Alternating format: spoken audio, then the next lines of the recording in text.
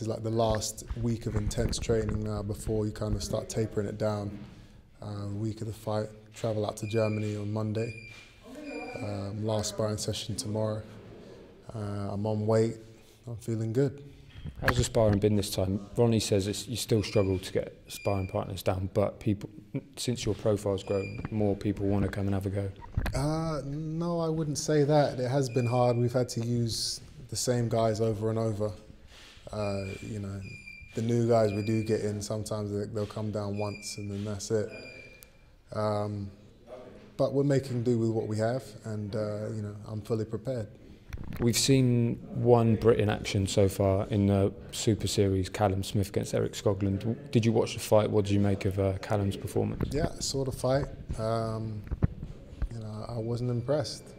This is supposed to be the favourite to win the tournament, and I didn't see anything that I won't be able to deal with comfortably, in my opinion.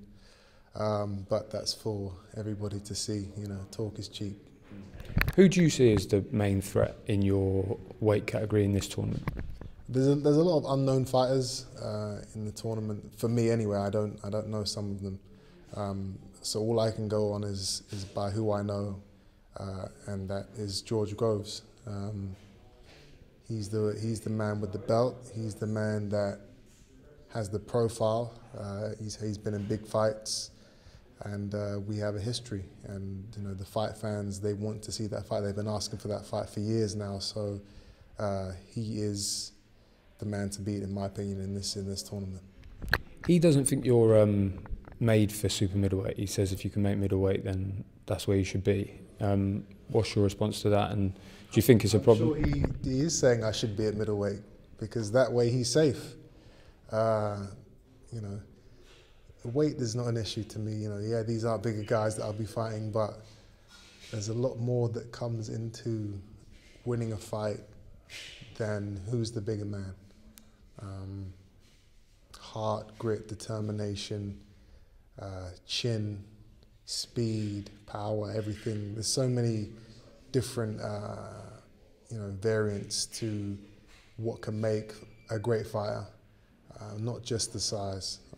And you know, they say the bigger they are, the harder they fall. What do you make of Avni Yildirim? Do you know much about him? I've seen a few of his fights now. Obviously, studying him before the fight next week. You know, he's a strong, rugged, tough, come-forward fighter. That's what I see from him. Not very skillful, not very technical, not very fast, but strong. And you know, willing to have a tear-up, and that can only make for a very exciting fight for the fans. Is that the sort of style you like facing? Someone who keeps coming? It plays into my style because I'm constantly throwing punches. So if I have a guy coming onto me all the time, that can only make for a spectacular boxing bout. You know, sometimes you get fighters who are running and messing you about, and you know, I can deal with those guys, but it doesn't make for an exciting watch. You know, that's why I picked this guy. I wanted to start this tournament with an exciting fight, and I knew Avni Yildirim's the guy to come there and really try and put it on me. So yeah, I'm expecting big things for this fight. Any concerns about going to Germany, particularly Stuttgart, where there's this large Turkish population? Yeah, I keep hearing that there's like 500,000 Turks out there or something. It doesn't worry me, you know. If I walk into that arena in Stuttgart and you know I'm getting booed and jeered and you know all the rest of it, then so be it. You know, as long as I get that win underneath my belt, that's the only thing that matters. And you know, obviously I'm looking to take those people that may not want me to win and turn into my own fans. And the only way I can do that is by putting on, you know, a stellar performance on the night, which I'm sure I will do. I asked George Groves the same question about this fight and his fight being on pay-per-view. Now, obviously, if you both win, then it's a huge semi-final for Britain.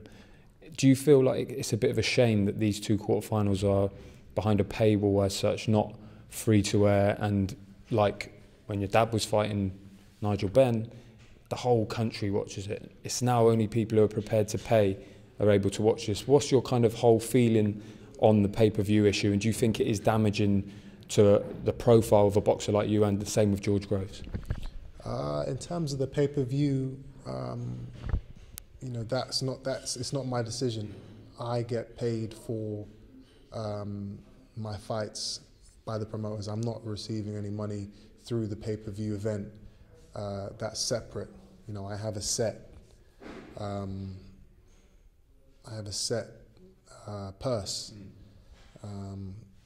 So they've decided that they want to put it on pay-per-view, and you know, that's up to them. You know, at the end of the day, you know, I believe I am worth paying to watch a fight. You know, it's a lot of these guys these days that you pay to watch, some of them are not that exciting. You know, I believe I give a lot of bang for my buck, and you know, if some people, no one's ever happy about paying for a fight, but this is why I put it all out. I put it all in the ring. You know, I give the performances I give, because if people are going to pay their hard-earned money to watch me fight, you know, it's not enough to go in there and just do the bare minimum. You got to put on a show. You got to look good. You got to put everything on the line, and I believe I do that. So that's why I guess these fights are pay-per-view. A week after your fight, of course, Groves fights Jamie Cox in the other quarterfinal to see who fights you in the semi-final. Presumably you want Groves to win.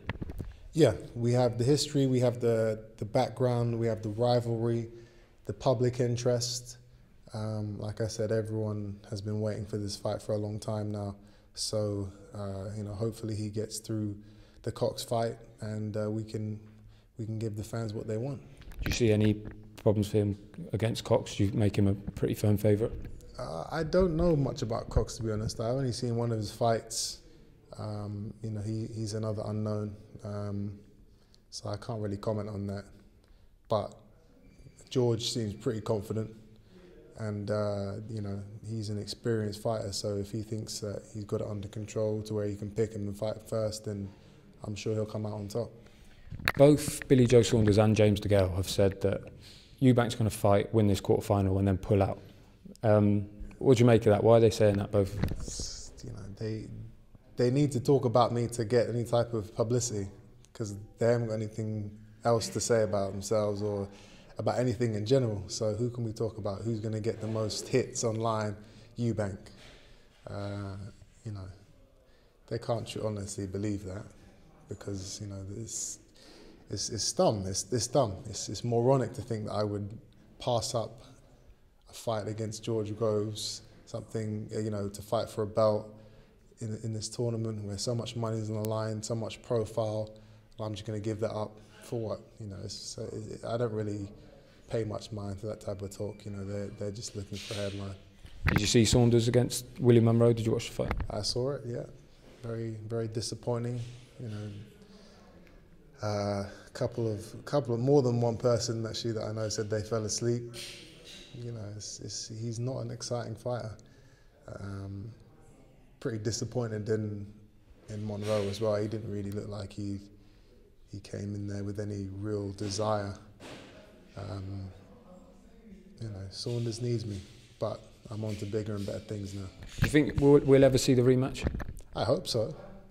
You know, for me now, I'm at the stage now where it's kind of like I don't care anymore. I'm past that. I'm over it. But I know, you know, fans are dying to see the fight. So for their sake, I hope it happens. But me personally, you know, I genuinely don't need him. You know, the amount of profile, the amount of money that I can make in this tournament and in fights after this tournament. You know, I just don't need Saunders. He's, you know, and he cannot say the same. He hasn't got anybody that he can fight that can make him any decent money, get him any real decent exposure. He needs me. So, you know, once I've done this tournament, I'm looking to fight DeGALE. And then after that, if Saunders is still around, which I don't even think, I doubt he will be. I'll be surprised if he will be. If he's still about, then, you know, maybe I'll entertain it.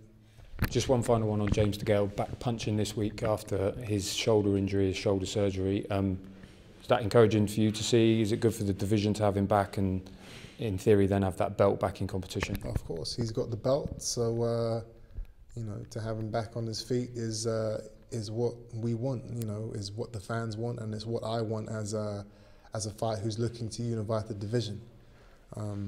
Again, another great rivalry, a great grudge match. And you know, after I win this tournament, he really doesn't have any excuses. He's given so many excuses over the last year or two as to why he won't fight me.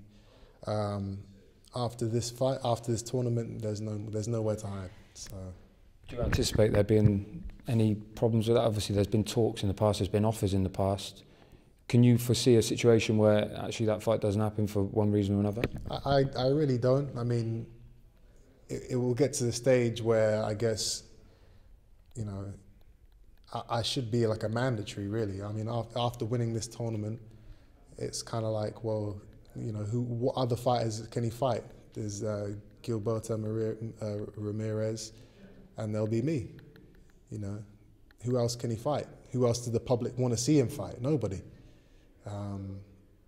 So, you know, I think it will get to the stage where it's like you either fight me or you give up your belt.